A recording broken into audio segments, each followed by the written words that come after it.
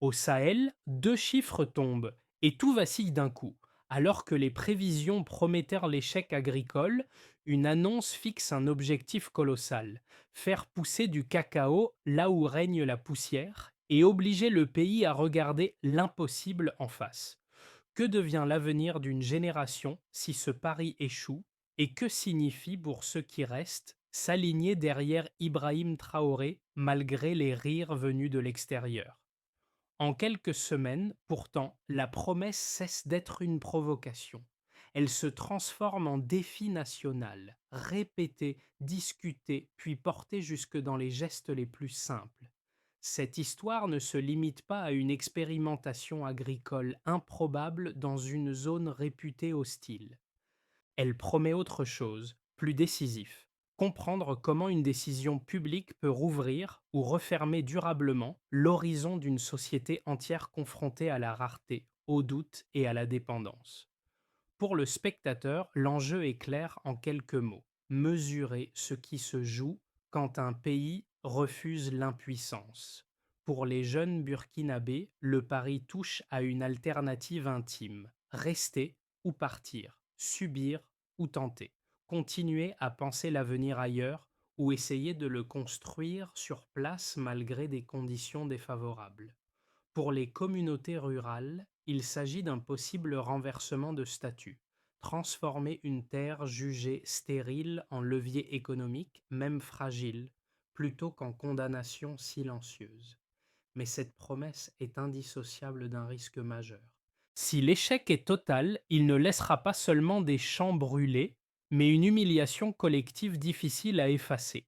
C'est dans cette tension entre espoir massif et chute symbolique que le récit prend tout son poids. En quelques semaines seulement, alors que l'annonce était encore tournée en dérision à l'étranger, des milliers de volontaires affluaient chaque jour vers des terres que l'on disait condamnées. Ce chiffre approximatif, plus important par sa constance que par sa précision, marque un premier renversement. La promesse n'a pas paralysé le pays, elle l'a mobilisé. Ce basculement, impulsé par l'initiative d'Ibrahim Traoré, referme la première question ouverte au départ et oblige à regarder au-delà du scepticisme initial. Pour comprendre ce retournement, il faut replacer l'annonce dans son contexte.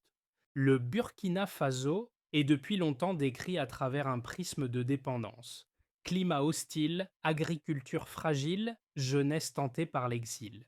Lorsque l'objectif de produire du cacao au Sahel est formulé publiquement, il heurte frontalement ce récit installé. La proposition n'est pas seulement agricole, elle touche à la souveraineté, à la capacité collective de décider autrement et à la possibilité de refuser un destin perçu comme figé.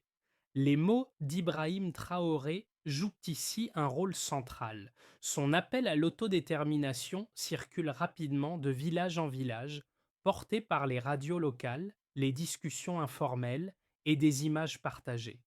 À Paris et à Washington, des experts ironisent: sur le terrain, le contraste est frappant, des soldats quittent provisoirement les casernes pour manier des pelles. Des agriculteurs interrompent leur routine pour apprendre des gestes inconnus. Des familles transforment leurs cours en pépinières improvisées. Cette mobilisation ne repose pas sur une certitude de succès. Elle s'ancre dans un refus commun de l'impuissance. Chaque plan mis en terre devient un acte de défi symbolique. L'annonce jugée irréaliste agit alors comme un déclencheur mental. Elle ne promet pas un résultat garanti, mais propose une rupture. Et c'est précisément cette rupture qui transforme une idée risquée en phénomène national. Très vite, le projet cesse d'être une abstraction nationale et prend des visages précis. Dans un village proche de Bobo-Dioulasso, une mère accepte de parler devant les caméras de la télévision nationale. Elle explique calmement qu'elle n'a jamais goûté au chocolat, mais qu'elle souhaite que ses enfants puissent en produire un jour. Cette phrase sans emphase circule largement. Elle transforme un objectif lointain en désir concret, presque intime, compréhensible par tous. Ailleurs, ce sont les jeunes qui incarnent le basculement. Moussa fait partie de ceux qui, quelques mois plus tôt, envisagèrent surtout de quitter le pays. Désormais, ses journées sont rythmées par la protection des jeunes plants. Il organise des rondes, repousse les chèvres, répare des clôtures de fortune. Pour lui, chaque cacaoyer n'est pas seulement une tentative agricole, mais une responsabilité nouvelle. Il parle de ces arbres comme on parle d'un avenir que l'on refuse d'abandonner. Ces scènes se répètent dans de nombreux villages. Les soldats, visibles au début avec leurs uniformes, se fondent peu à peu dans des équipes mixtes où anciens agriculteurs, femmes et jeunes apprennent ensemble. Les premiers impacts ne sont pas économiques au sens strict, ils sont sociaux. Les routines changent, les conversations aussi. On ne discute plus seulement de la sécheresse, mais de ce qu'il est encore possible de tenter malgré elle dans le cadre impulsé par Ibrahim Traoré. Rien n'est gagné à ce stade, mais quelque chose s'est déplacé, la manière dont les habitants se perçoivent eux-mêmes. L'activation est brutale. Dès les premiers jours, l'annonce se répand à travers le pays comme une onde de choc. À l'aube, des groupes se forment spontanément. On creuse, on arrose, on transporte de la terre rouge sous un soleil implacable. Des seaux apparaissent, des pelles circulent de main en main, des tuyaux d'arrosage sont tirés à même le sol brûlant. Chaque lever de jour devient un signal. L'idée, encore fragile, s'incarne dans des gestes répétés, simples et obstinés, encouragés par l'élan politique impulsé par Ibrahim Traoré. Puis vient la montée de la tension. Le Sahel ne cède rien. Les jeunes plants brûlent sous la chaleur. Les pluies tardent et les premières pertes s'accumulent. Les chèvres et le bétail errant, attirés par les rares tiges vertes, détruisent en quelques minutes des journées entières de travail. Les anciens observent les champs avec scepticisme, rappelant que d'autres cultures ont déjà échoué dans ces conditions. Chaque semaine, des semis disparaissent. La fatigue s'inscrit sur les visages. Le doute s'installe, discret mais persistant. Pourtant, personne ne se retire vraiment. Au contraire, les jeunes redoublent d'efforts. Des patrouilles nocturnes s'organisent pour protéger les vergers. Des clôtures de fortune sont montées avec des matériaux récupérés. Moussa et d'autres volontaires coordonnent les équipes. Rachedoul apprennent à se relayer, à partager les tâches. La scène ressemble de plus en plus à une bataille d'usure plutôt qu'à un projet agricole classique. Chaque plan perdu devient une raison de recommencer ailleurs, différemment. C'est alors que survient un premier choc extérieur. Des journalistes étrangers reviennent, convaincus de filmer l'échec annoncé. Leurs images de plans flétris circulent à l'international, accompagnées de titres ironiques et de commentaires acerbes. À l'extérieur, ces images confirment un récit de dérision. À l'intérieur du pays, l'effet est inverse. La critique agit comme un catalyseur. Une fierté résistante prend forme. Ce qui devait humilier renforce la détermination collective. Ibrahim Traoré réapparaît publiquement, tenant des plans morts dans ses mains. Il ne nie pas les pertes, il les expose. Ses paroles insistent sur une idée simple: la liberté exige de se relever après chaque chute. Cette séquence marque les esprits. Elle transforme l'échec visible en étape assumée. Le projet cesse d'être défensif. Il devient affirmatif malgré les pertes, malgré l'usure, malgré l'incertitude. Au départ, le projet reposait sur une base fragile, des terres sableuses, des pertes massives de plants et une absence totale de production transformée. 3 années plus tard, une dynamique mesurable apparaît, encore incomplète mais observable. Cette évolution ne se lie pas dans un rendement final, mais dans une série d'indicateurs intermédiaires qui signalent un déplacement réel par rapport à la situation initiale portée par Ibrahim Traoré. Le premier indicateur est humain. Dès la phase initiale, un ordre de grandeur s'impose. Des milliers de volontaires présents chaque jour sur les terrains du Sahel. Le chiffre exact importe moins que la continuité du flux. Malgré les pertes répétées, malgré la sécheresse persistante et les moqueries venues de l'extérieur, l'affluence ne se tarit pas. Cette persistance transforme une mobilisation émotionnelle en engagement durable. Elle explique pourquoi le projet ne s'est pas dissous après les premiers échecs visibles, contrairement à de nombreuses initiatives agricoles antérieures dans des contextes similaires. Le deuxième indicateur concerne le temps et l'espace. Le cycle observé s'étend sur environ 3 années. La première est marquée par des pertes massives, semis brûlés, plants arrachés, découragement généralisé. La deuxième accentue ces difficultés avec une sécheresse encore plus sévère. Pourtant, à l'issue de ce cycle, un contraste apparaît. Là où le sable dominait entièrement, des centaines de vergers montrent des signes de reprise. Cette échelle reste modeste, mais elle suffit à rendre le projet impossible à ignorer. Elle indique que certaines techniques d'irrigation, de protection contre le bétail et d'organisation collective produisent des effets tangibles même dans un environnement hostile.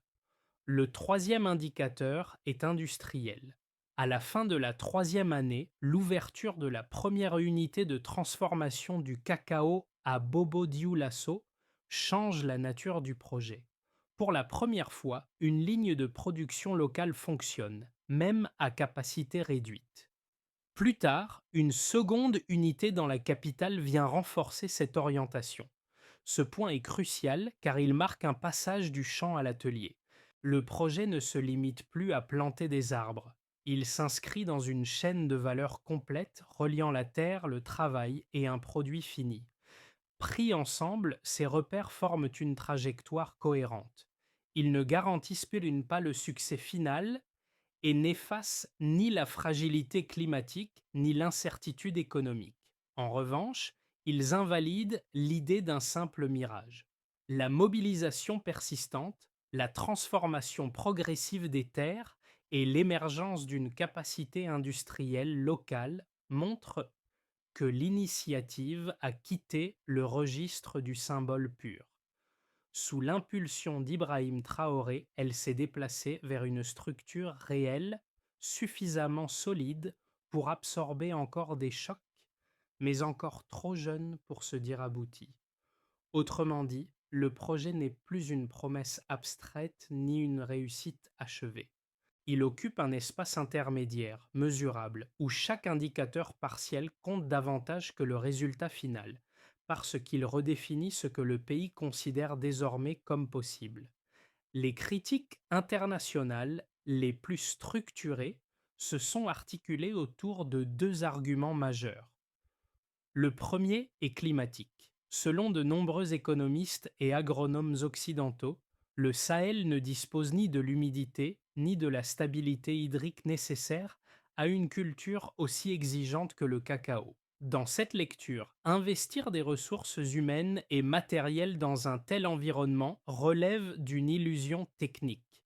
Les images de plants brûlés par le soleil, de vergers détruits par la sécheresse et de pertes répétées semblent confirmer ce diagnostic.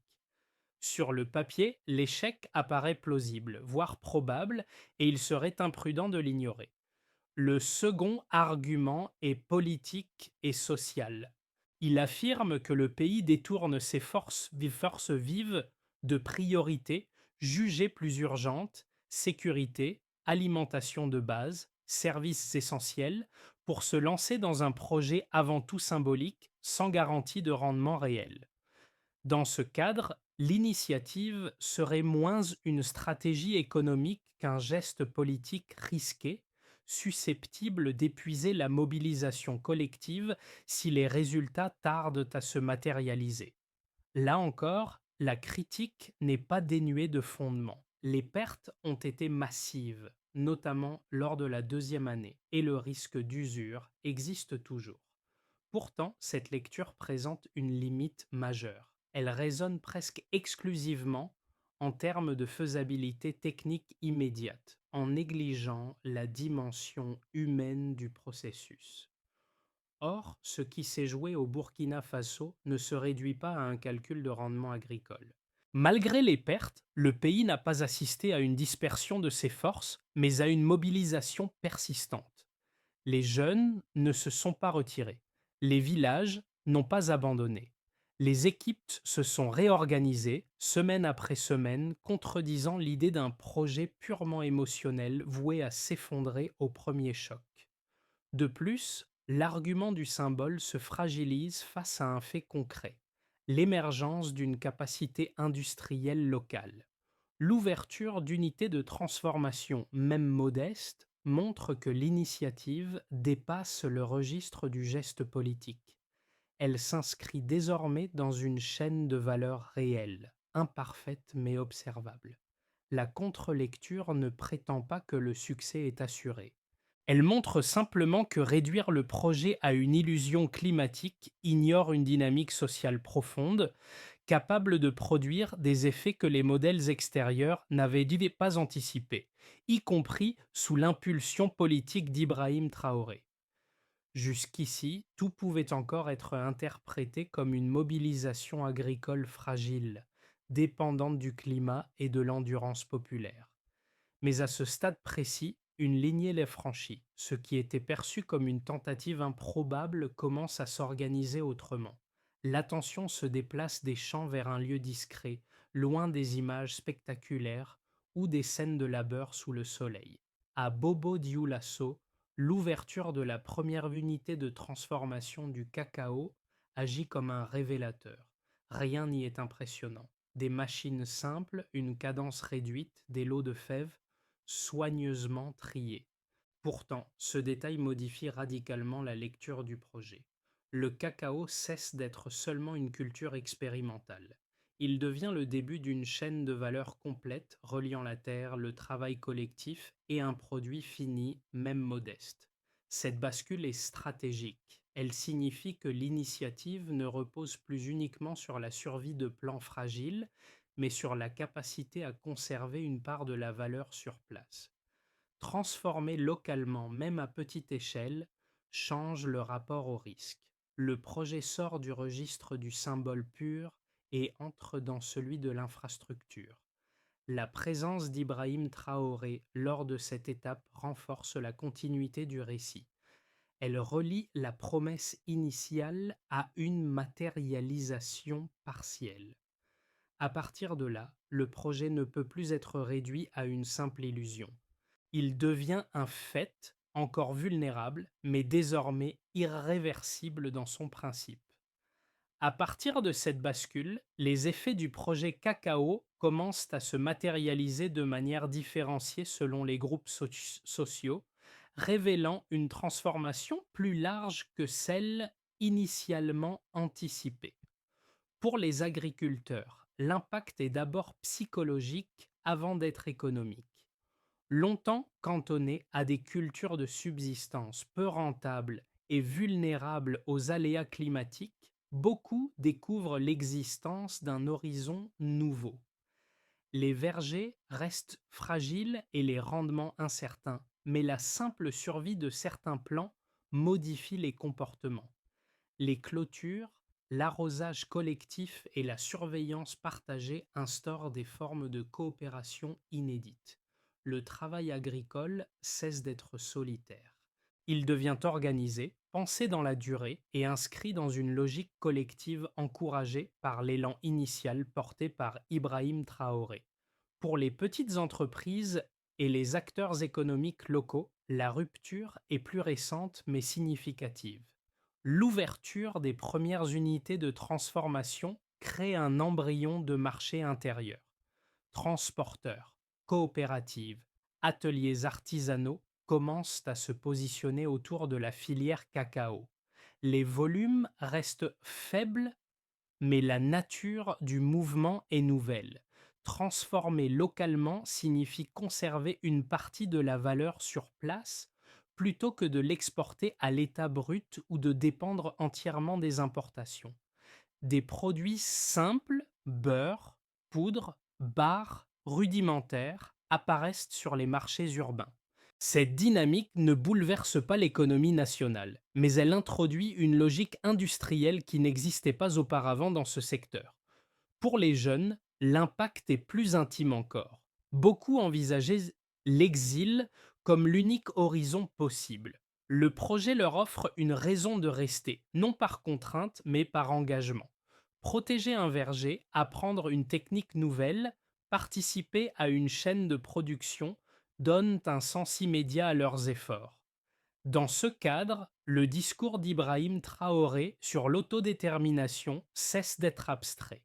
Il se traduit par des tâches quotidiennes, parfois épuisantes, mais porteuses de dignité.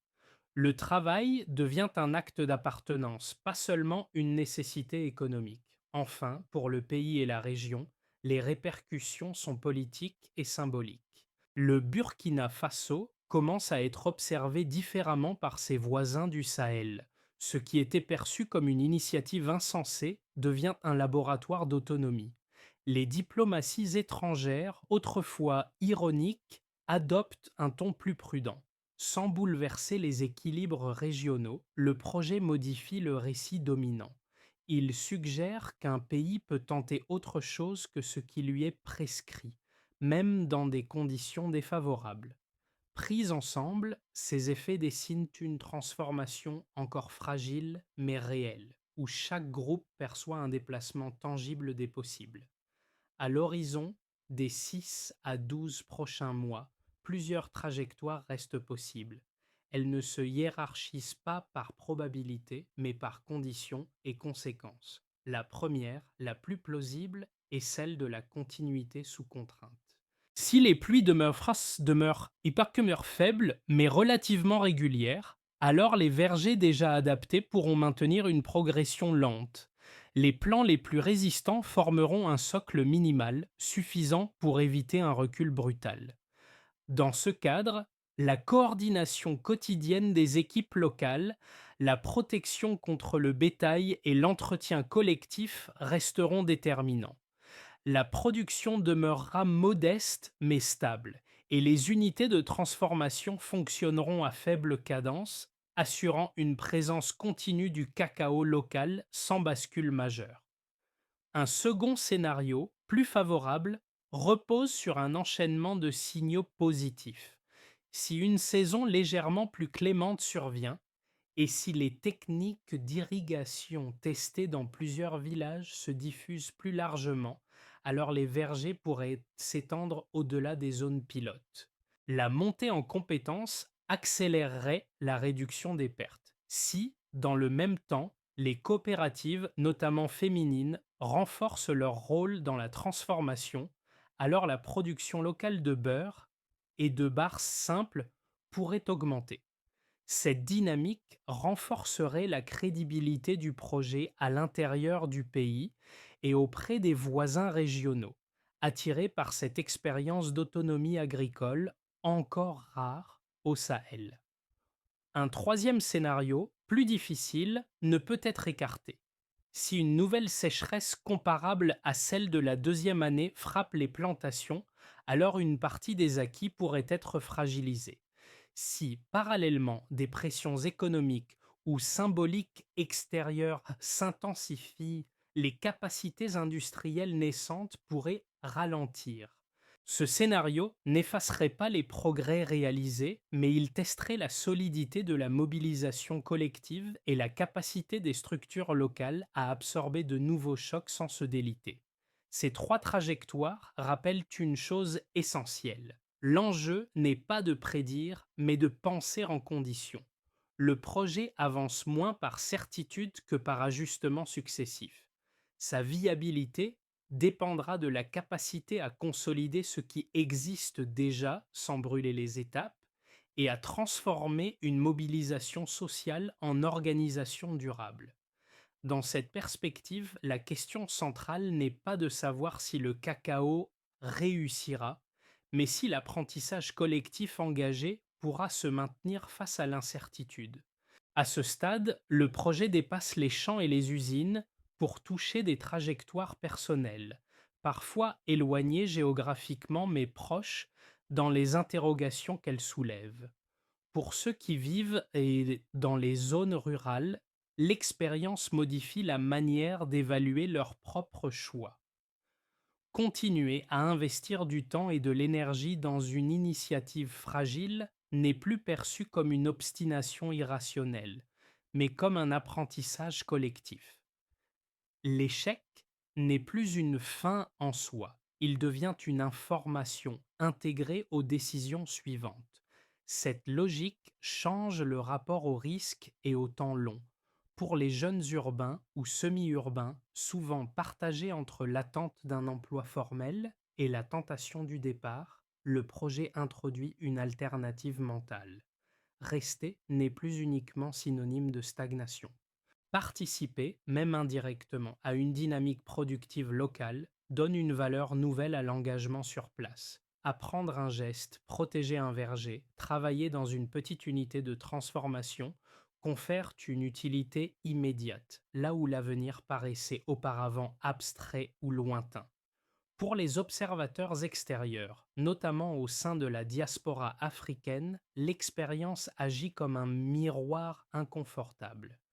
Elle oblige à reconsidérer les récits habituels associés au Sahel, souvent réduits à la pénurie, à l'urgence humanitaire ou à la dépendance. Voir émerger des initiatives locales, imparfaites mais persistantes, interroge la manière dont on juge le succès, l'échec et la légitimité des tentatives de réinvention. Enfin, à un niveau plus général, le projet invite chacun à s'interroger sur sa propre relation à l'incertitude. Faut-il attendre des garanties complètes avant d'agir ou accepter d'apprendre en avançant? C'est dans cet espace de réflexion, plus que dans les résultats immédiats, que réside peut-être l'un des effets les plus durables de la démarche portée par Ibrahim Traoré. Pour que l'élan né autour du cacao se transforme en trajectoire durable, plusieurs leviers doivent être actionnés de manière coordonnée, sans accélération artificielle. Le premier repose sur l'organisation locale. Si chaque village consolide des équipes dédiées à la surveillance, à l'arrosage et à la protection des vergers, alors la résilience face au bétail et aux aléas climatiques augmentera. Il ne s'agit pas d'intensifier l'effort, mais de le stabiliser par des routines partagées, observables et mesurables dans le temps. Le second levier est la formation. Les centres déjà créés doivent multiplier les sessions pratiques sur l'irrigation adaptée, la gestion des pépinières et la protection des sols. Si ces savoirs se diffusent de manière homogène, les erreurs coûteuses des premières années pourront être réduites. Cette montée en compétences conditionne la survie des zones où les cacaoyers ont déjà résisté et permet d'ancrer les progrès dans des pratiques transmissibles plutôt que dans des efforts isolés. Le troisième levier concerne la dimension industrielle.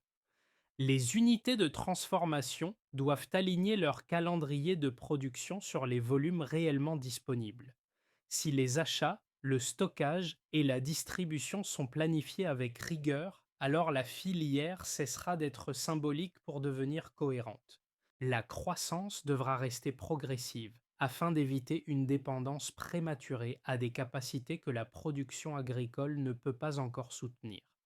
Dans ce cadre, la présence d'Ibrahim Traoré joue un rôle de rappel politique. L'autonomie économique repose sur la continuité plus que sur des coups d'éclat. Enfin, à l'échelle régionale, l'intensification des échanges techniques avec les pays voisins pourrait renforcer la résilience du Burkina Faso tout en partageant une expérience encore rare au Sahel. Ces étapes ne garantissent pas le succès, mais elles offrent une méthode pour transformer une volonté collective en structure soutenable. Dans les villages où tout a commencé, certains visages restent gravés dans les mémoires. Celui de cette mère, près de Bobo Dioulasso, qui expliquait calmement n'avoir jamais goûté au chocolat, mais vouloir que ses enfants puissent un jour en produire. Elle ne parlait ni de rendement, ni de marché. Elle parlait de transmission. Avec le temps, son geste quotidien, arroser, réparer une clôture, protéger un plant fragile, est devenu un symbole discret du projet. Aujourd'hui encore, des femmes et des jeunes répètent ces gestes sous la chaleur du Sahel. Chaque cacaoyer vivant n'est pas une réussite économique, mais une affirmation de persévérance. Ce travail lent fait écho aux paroles d'Ibrahim Traoré, pour qui chaque arbre représente une dignité refusant de disparaître. Le cacao a cessé d'être seulement une culture improbable, il est devenu un miroir dans lequel un peuple apprend à se regarder autrement, loin des récits de fatalité et des attentes extérieures. Les premières barres produites localement ne sont ni parfaites ni abondantes. Pourtant, elles condensent une histoire faite d'efforts répétés, d'échecs assumés et de continuité obstinée. Elle prouve qu'une transformation peut commencer sans garantie, portée uniquement par la volonté de ne plus se définir par ce qui manque. Sous la sécheresse, une idée a pris racine. L'histoire du cacao au Burkina Faso ne se conclut ni avec l'ouverture d'une usine encore modeste, ni avec l'apparition de quelques produits transformés sur les marchés locaux. Elle se poursuit dans chaque verger fragile, dans chaque décision collective de recommencer malgré la chaleur, la fatigue et l'incertitude. Ce projet, né dans le doute et porté par une persévérance inattendue, invite à repenser la manière dont un pays peut chercher l'autonomie sans attendre une validation extérieure immédiate. Au-delà du cas burkinabé, cette trajectoire pose une question plus large. Que signifie réellement soutenir, observer ou juger des initiatives qui émergent loin des centres de pouvoir habituels et en dehors des modèles attendus? Faut-il les considérer comme des anomalies à corriger ou comme des tentatives légitimes de redéfinir un avenir commun, même imparfait? Le parcours impulsé par Ibrahim Traoré ne fournit ni recette universelle, ni modèle clé en main. Il ouvre un espace de réflexion sur la dignité, la souveraineté et le temps long du changement. La discussion reste volontairement ouverte, elle dépend aussi du regard que chacun choisit de porter sur ses expériences, condescendant ou attentif, pressé ou patient. C'est peut-être là que commence l'essentiel, dans notre capacité à écouter ces récits, à les interroger et à en débattre sans certitude prématurée.